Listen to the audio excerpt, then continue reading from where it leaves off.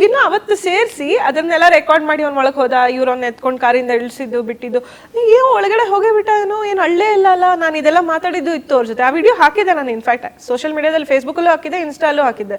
ತುಂಬಾ ಕಮೆಂಟ್ಸ್ ಬಂತು, ಎಷ್ಟೊಂದು ಜನ that is so nice, cute, we wish him all the best ಅದೆಲ್ಲ ಹಾಕಿದ್ರು, ಸಹಜವಾಗಿ ಹಾಕಿದ್ರು.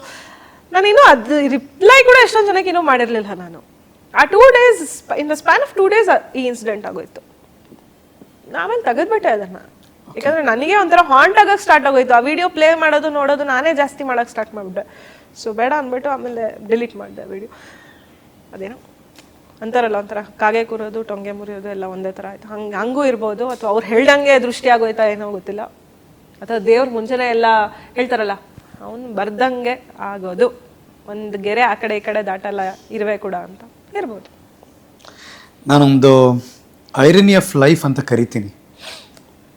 ಹಣೆ ಬರಹ ಬರೆದಿರುವಂಥ ದೇವ್ರಿಗೆ ಅದನ್ನ ಅಳಿಸೋಕೆ ಅಥವಾ ಮತ್ತೆ ತಿದ್ದುಪಡಿ ಮಾಡೋದಕ್ಕೆ ಆಗಲ್ಲ. ಹಣೆ ಬರಹ ಬರೆಸ್ಕೊಂಡಿರೋ ಮನುಷ್ಯನಿಗೆ ಅದನ್ನ ಓದಕ್ಕಾಗಲ್ಲ. ಏನೋ ಗೊತ್ತಿಲ್ಲ, ಅದೇ ಹೇಳಿದ್ನಲ್ಲ, ಇದಕ್ಕೆ ಏನಂತ ಹೇಳ್ಬೇಕಂದ್ರೆ ಗೊತ್ತಿಲ್ಲ. ಎಂತ ವಿಚಿತ್ರ ಕೋಇನ್ಸಿಡೆನ್ಸ್ ಅಂದ್ರೆ ಅದು ವಿಚಿತ್ರ.